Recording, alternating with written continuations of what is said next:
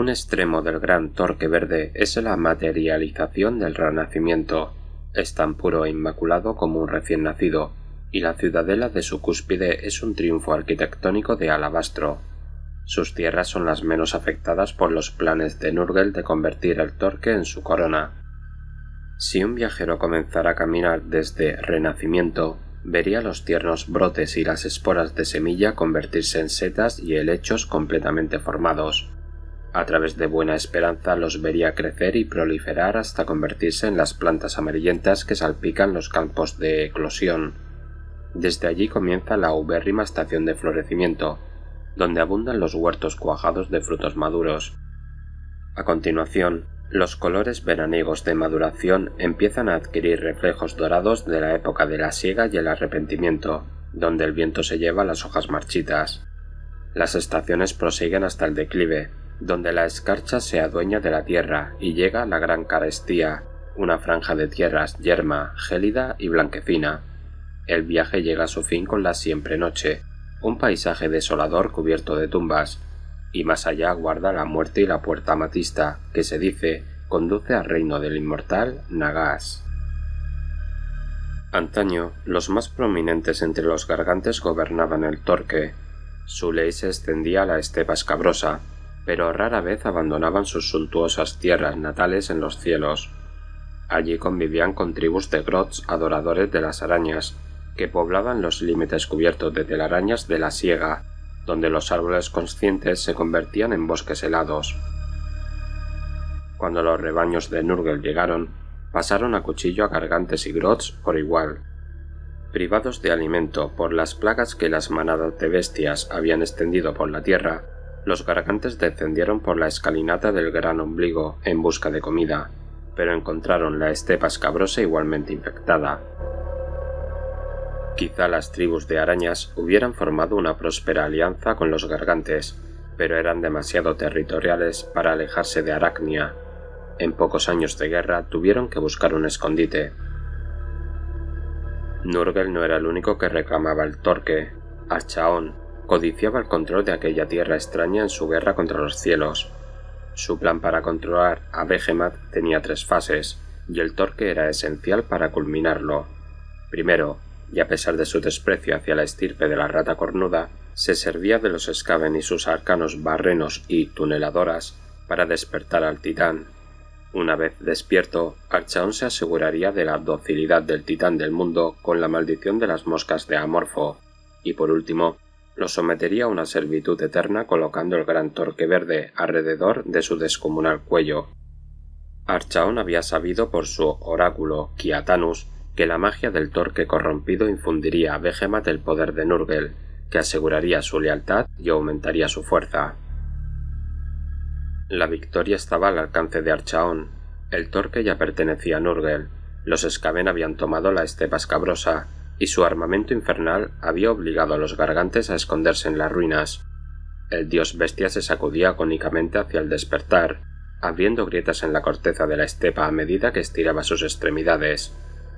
En cuanto el titán del mundo despertara y se irguiera en toda su estatura, Archaon llenaría su mente de retorcidas verdades a medias, al tiempo que su cuerpo se llenaría de la polución del dios de la plaga. El plan del glorioso gran mariscal consistía en convencer al necio monstruo de que había sido Sigmar quien había matado a Imnogh, el padre de los gargantes, y el señor zodiacal de Behemat, durante la era de los mitos. Aunque la verdad no era otra, Archaon planeaba ocultar toda circunstancia que pudiera atenuar el acto de Sigmar. A pesar de la lealtad de Behemat a Girán, la semilla del odio florecería en él, y lo convencería de defender los reinos de Jade no contra el flagelo del caos, sino contra los invasores que cabalgan la tormenta. Y, por si eso no bastara, al colocar el Torque alrededor del cuello de Behemat, Archaon cimentaría su alianza. La captura de un dios bestia de tal magnitud sería un recurso de un poder inenarrable en la guerra por los reinos mortales. Con su control sobre 8 partes permitiéndole trasladar sus legiones allí donde quisiera, y un panteón de dioses bestia bebiendo de su mano, el asedio a Sigmaron, la preciosa fortaleza de Sigmar, no tardaría en llegar. Los caballeros sagrados emergieron de la humareda del asalto envueltos en una gloria inmaculada y el azul eléctrico de la tormenta ribeteando sus armaduras plateadas. Su líder era el Lord Celeste Gardus, que había luchado en el jardín de Nurgle y sobrevivido, aunque nadie sabía exactamente cómo. De las juntas de su armadura surgían pequeños haces de luz pura. Al completo, los caballeros sagrados llenaban el aire de una presencia purificadora que alejaba los miasmas de Nurgle, así como el sol naciente disipa la niebla del alba.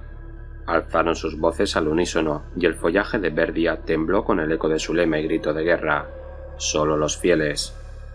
En contraste con ellos estaban los yunques de Heldenhammer. Se alzaban inmóviles en el cráter calcinado, con los ojos cerrados y las cabezas inclinadas en silencia plegaria. Tras el destello de luz que los trajo al gran torque verde, se retiraron a la oscuridad, dejando que sus armaduras de obsidiana los confundieran con una sombra más, solo distinguible por sus ribetes dorados. El Lord Celeste Thaddeus Vendés montó sobre su Drakon y cabalgó junto a un roble caído, mientras lanzaba una arenga y el eco de su voz grave inundaba el claro. Un millar de espadas enarboladas le respondieron en silencio, y sus portadores de dolor marcharon a la guerra. Las primeras manadas de bestias, desconocedoras del significado de la tormenta, cometieron la temeridad de emboscar a los forjados en la tormenta concentrados. La respuesta fue inmediata. Los ajusticiadores de cada Westormenta descargaron una andanada tras otra sobre los ejércitos de hombres bestia, hasta el punto que retrocedieron todos a una, como un gran ser vivo alcanzado por la punta de una espada afilada. Huyeron y se dispersaron entre los árboles, por los caminos de las bestias que surcaban las regiones estacionales del Torque y que conocían bien.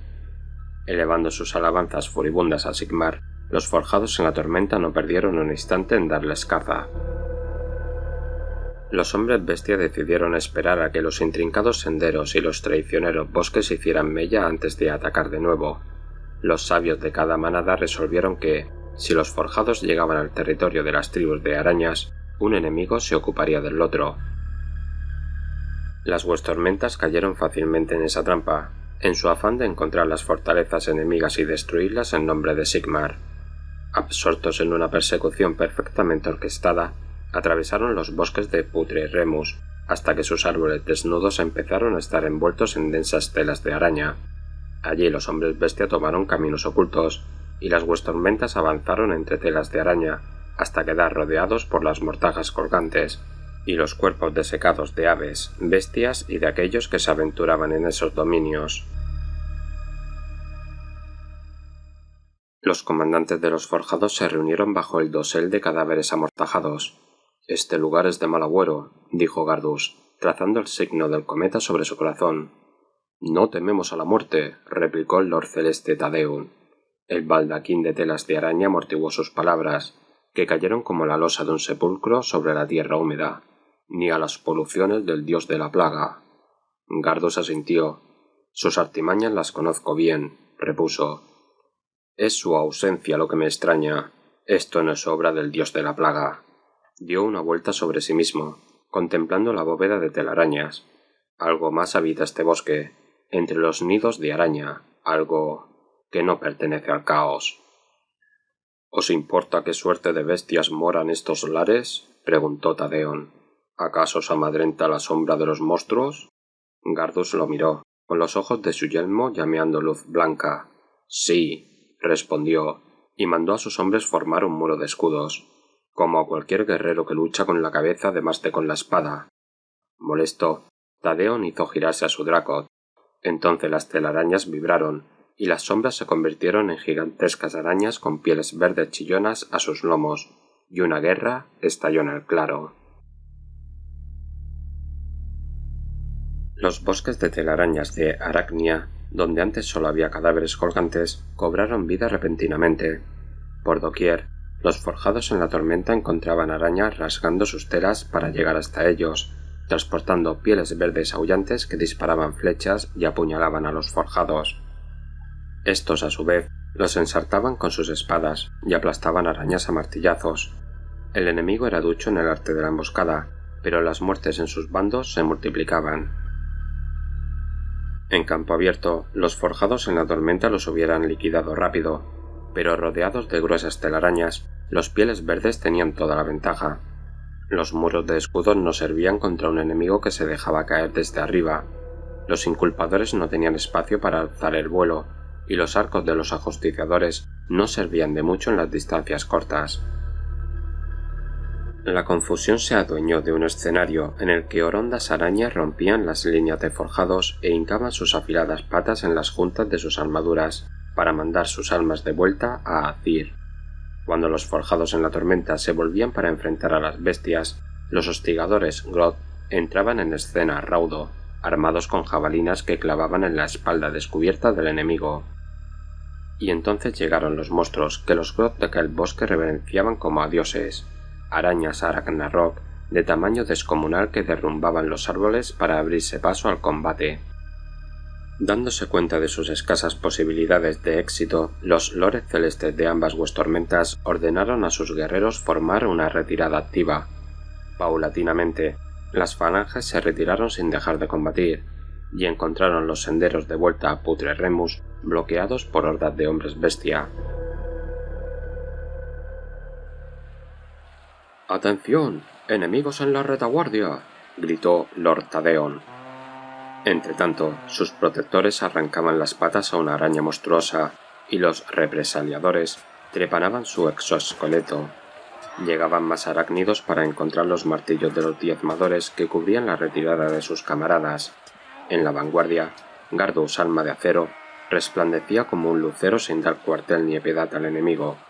A pesar de su valentía, sus tropas estaban siendo rodeadas. Tadeon sintió la mirada de la muerte sobre su alma. El enemigo estaba por todas partes. «¡Retiraos!», bramó Gardus. «¡Nosotros los contendremos!». A su alrededor, sus represaliadores golpeaban los troncos de los árboles con la misma determinación que a las arañas, creando un muro de contención para evitar que los yunques quedaran acorralados. Decenas de caballeros sagrados cayeron en el intento.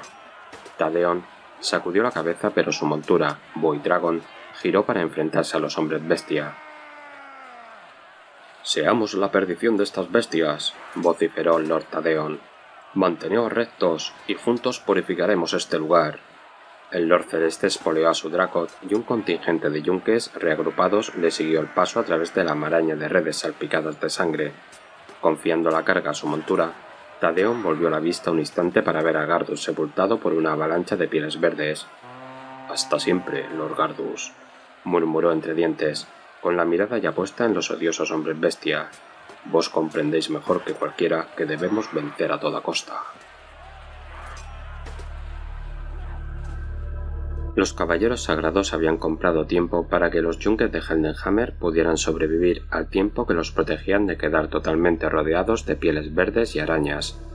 Tadeon tenía ahora la firme determinación de hacer que su sacrificio no fuera en balde, y su vanguardia se abalanzaba ya sobre los hombres bestias rabiosos. Al principio la matanza iba a su favor. El asalto de los paladines apisonó a los hombres cabra, y el propio Tadeon se cobró un puñado de infectas cabezas bovinas con los barridos de su martillo. Pero cuando sus guerreros se zafaron de la trampa de las arañas y concentraron su fuerza en los hombres bestia, dejaron un camino abierto tras de sí, con la única obstrucción de los cadáveres enemigos. No fue hasta el cabo de una hora que Lord Tadeon se dio cuenta de que el asalto quizás estaba yendo demasiado bien.